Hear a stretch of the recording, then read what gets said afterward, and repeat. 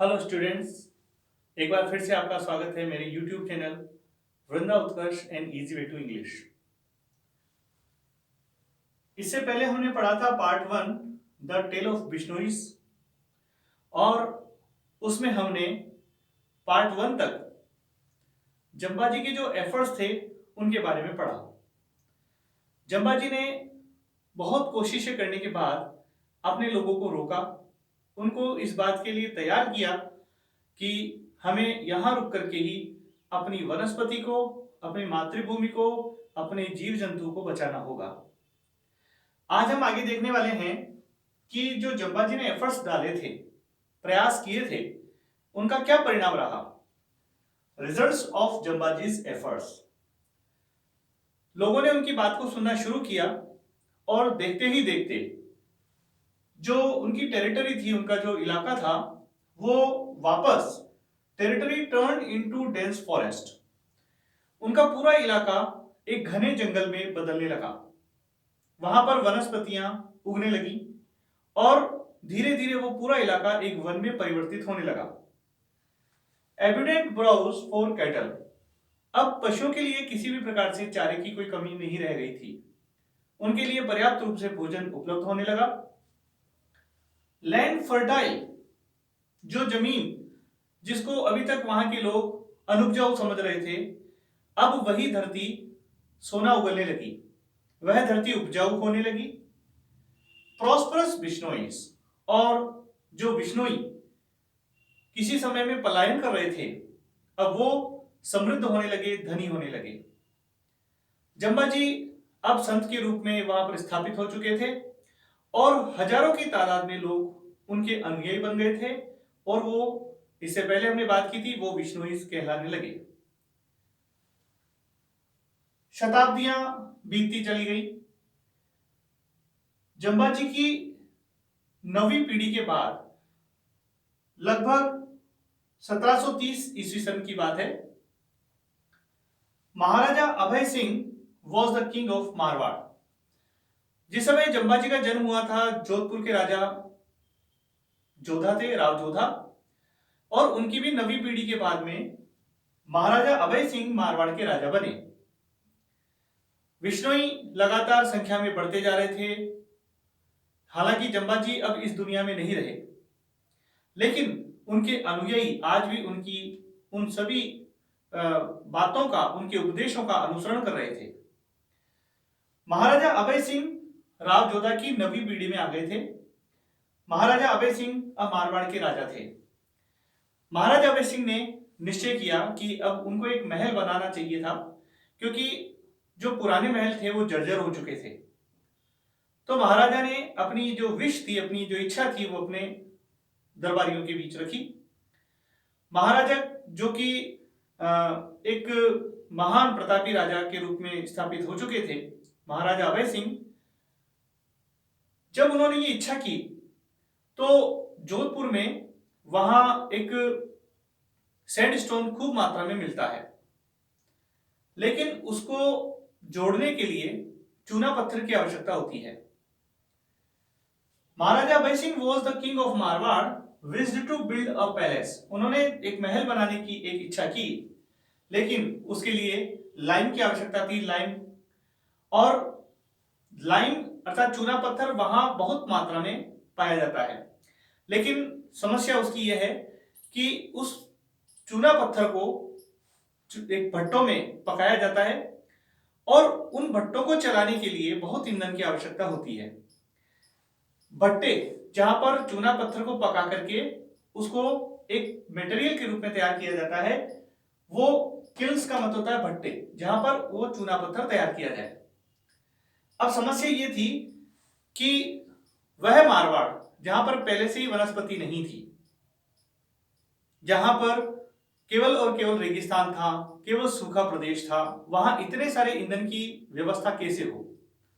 तो need of a lot of fuel, चूना पत्थर बनाने के लिए, चूना पत्थर खानों में, खदानों में मौजूद था, लेकिन उसको पकाने के लिए ईंधन की आवश्यकता थी। अब वो ईंधन कहां से मिले? तो एक मारवाड़ में ही खेजड़े नाम का एक गांव है, और वहां वो विष्णुइयों की बहुतायत वहां पर है, वहां पर ज्यादा मात्रा में वहां पर विष्णुई रहते हैं। तो वहां जो महाराजा के दीवान थे उनको इस बात का पता चला कि खेजड़ली के निकट वहां बहुत मात्रा में पेड़ हैं। जैसा कि विष्णुई अपने पेड़ों को नहीं काटने देते हैं, वहां खूब मात्रा में जीव जंतु भी मौजूद रहते हैं। तो पूरे मारवाड़ में सब तरफ सूखा है, लेकिन खेजड़ली गांव में हरियाली थी, वहां खूब मात्रा में खेजड़ी के पेड़ थे। Evident khejri trees and excellent limestone. ये पता चला कि खेजड़ी जो विलेज है उसके पास में बहुत मात्रा में खेजड़ी के पेड़ हैं, और वहां पर पास ही में लाइमस्टोन भी एक एक्सीलेंट क्वालिटी का मौजूद है।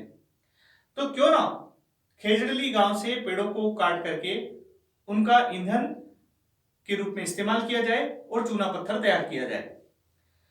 तो जो दीवान थे महाराजा अभय सिंह के, दीवान ने इंटरफेयर करना शुरू किया। Sent his man to Khejarli to cut the trees. दीवान ने अपने कुछ लोगों को खेजड़ली गांव में भेजा और यह आदेश दिया कि वहां जितने भी पेड़ हैं उनको काट लिया जाए और उनको ईंधन के रूप में इस्तेमाल किया जाएगा। लेकिन जैसे ही वो वहां पर पहुंचे, the Bishnois did not allow them. जैसा कि वो अपने गुरु की बात मानते थे, उन्होंने उन लोगों की बात को नहीं माना, उन्होंने उनको अलाउ नहीं किया और कह दिया कि नहीं, हम हमारे इलाके में किसी भी पेड़ को आपको नहीं काटने देंगे। अब ये बात दीवान को कहां मंजूर होनी थी? दीवान्स एंगर।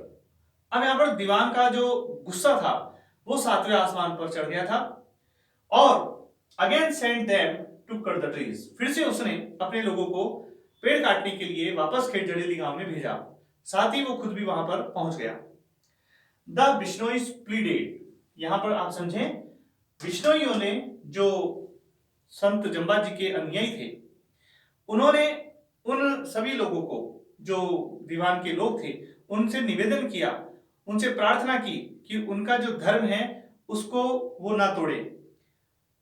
जो पेड़ उन्होंने अपने बच्चों की तरह पाले हैं, उनको पाला है, पोसा है, बड़ा किया है, उनको वो ना काटें, उनके धर्म में वो किसी भी प्रकार का कोई हस्तक्षेप ना करें। लेकिन दीवान ने उनकी किसी भी बात को सुना नहीं। यहां पर इस पॉइंट को देखेंगे, both Diwan and Bishnois were determined. इधर दीवान अड़ा हुआ था कि नहीं, पेड़ काटे जाएंगे क्योंकि ये राजा का आदेश है। हालांकि महाराजा अभय सिंह ने ऐसा कोई आदेश नहीं दिया था कि कोई व्यक्ति पेड़ ना काटने दे तभी काट के लाया जाए, लेकिन ये दीवान की जिद थी और उसने पेड़ों को काटने के लिए अपने लोगों को आदेश देना जारी रखा। इधर जो बिश्नोइज थे वो भी डिटरमाइंड थे, उन्होंने भी दृढ़ प्रतिज्ञा कर ली थी कि हम कुछ भी हो अपने पेड़ों को नहीं कटने देंगे, ये हमारे संतान के बराबर हैं। स्ट्रगल स्टार्टेड, और यहीं पर एक स्ट्रगल शुरू हुआ, एक संघर्ष शुरू हुआ। दीवान लगातार आदेश देता चला गया, उसके जो व्यक्ति थे, उसके जो काटने वाले लोग थे, वो जैसे ही आगे बढ़े, उधर बिश्नोई जो थे वो भी आगे बढ़ गए कि नहीं, हम पेड़ों को नहीं कटने देंगे। लेकिन इन सब में से एक जो सबसे ज्यादा दृढ़ प्रतिज्ञ थी, जो सबसे ज्यादा दृढ़ निश्चयी थी, वो एक महिला थी जिसे हम दुर्गा का अवतार भी कह सकते हैं, अमृता देवी। अमृता देवी रामखोड़ नामक एक व्यक्ति की पत्नी थी और उसकी 3 पुत्रियां थी। यहां पर देखेंगे अमृता देवी एंट्री। इधर अमृता देवी एकदम वहां पर प्रकट हुई और उसने कहा कि नहीं, कुछ भी हो, हम अपनी जान पर भी खेल करके अपने पेड़ों को बचाएंगे। तुरंत उसने अपनी 3 लड़कियों को आवाज दी और उनको अपने हाथ पकड़ने का आदेश दिया और जो वहां पर एक खेजड़ी का पेड़ था उसको चारों तरफ से घेर लिया। दीवान ने आदेश दिया कि इनको या तो हटाओ और अगर नहीं हटते हैं तो इनको काट डालो, पेड़ के साथ ही इनको काट दीजिए। और यहीं पर वो हत्याकांड शुरू हुआ। दीवान का आदेश था और दीवान के लोगों ने इस हत्याकांड को करना शुरू किया। कुल्हाड़ियां चलती चली गई। जो अमृता देवी थी और उनकी 3 बेटियां थी, वो एक एक करके अंग अंग उनके कटने लगे, वो धराशायी हो गई, चारों तरफ खून बिखर गया। और ये देख करके, ये दृश्य देख करके जो अन्य विष्णुई थे वो भी सामने आ गए और उस पेड़ को घेर लिया। इधर इधर दीवान अपना आदेश देता चला गया कि इनको काटते जाओ, इनको हटाते जाओ, जो नहीं हट रहे हैं उनको कुल्हाड़ी से मार दो और उसके बाद इनको हटा करके पेड़ काटो। तो देखते ही देखते यहां पर जो 363 बिश्नोई सेक्रीफाइड देयर लाइव्स, लगभग 363 लोगों ने अपनी जान गंवा दी और केवल वृक्षों को बचाने के लिए। यह आदेश उनके गुरु का था जो आज से लगभग 2.5 शताब्दी पहले हो चुके थे। जब यह हत्याकांड हुआ तो सब लोग घबरा गए, दीवान घबरा गया और वहां से वो रवाना हुए महाराजा अभय सिंह को ये सारी सूचना देने के लिए, जानकारी देने के लिए। जब इंफॉर्मेशन टू अभय सिंह, अब जब अभय सिंह जी को ये समाचार मिला तो ही came to mend the matter, उस पूरे मैटर को।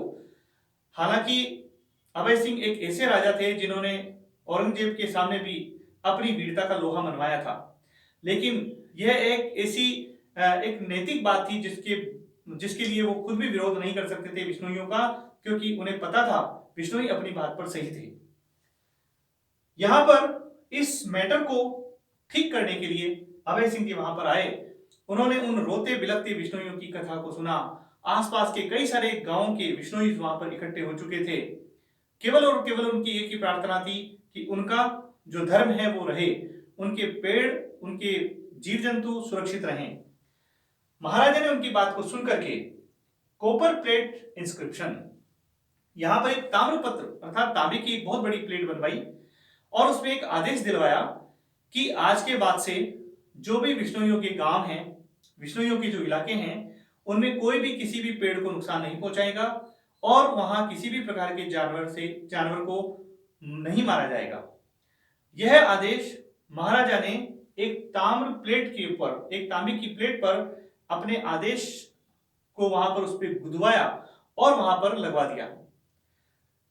तब से बिश्नोइयों के गांव में यह एक नियम बन चुका था कि अब उनके इलाके में कोई भी हरे पेड़ नहीं काट सकते और वहां पर किसी भी प्रकार के जानवर की हत्या नहीं की जा सकती। यह बिश्नोइयों की एक बहुत बड़ी जीत थी। उनके संत की जो बातें थी, उनके जो उपदेश थे, उनकी जीत थी, उनकी नैतिक विजय थी। आज भी जो बिश्नोइयों का इलाका है वहां पर आपको हरे भरे पेड़ देखे जा सकते हैं। जिस खेजड़ली गांव में ये सारी घटना हुई वहां पर फेयर एट दिस स्पॉट, आज भी वहां पर मेला लगता है। भाद्रपद का जो महीना है उसकी पूर्णिमा पर यह मेला लगता है, लेकिन उसके 5 दिन पहले से यह मेला लगना शुरू हो जाता है। और जिस स्थान पर यह घटना घटी उसके चारों तरफ बिश्नोइयों ने 2 वर्ष पहले ही लगभग 363 पेड़ लगा करके अपने उन जो शहीद थे जिन्होंने उस समय अपना बलिदान दिया था, उनकी स्मृति में वो वृक्ष लगाए। जो भी वृक्ष प्रेमी हैं वो प्रतिवर्ष इस मेले में जो यहाँ पर आयोजित होता है वहां जा सकते हैं और वहां से प्रेरणा ले सकते हैं। तो ये थी एक बिश्नोइयों की बलिदान की एक कथा जो हमने आपको बताई। उम्मीद करते हैं आपको यह लेसन समझ में आया होगा और साथ ही किसी भी प्रकार के कोई क्वेरीज के लिए आप कमेंट बॉक्स में अपना क्वेश्चन बना करके डाल सकते हैं। Thanks for watching.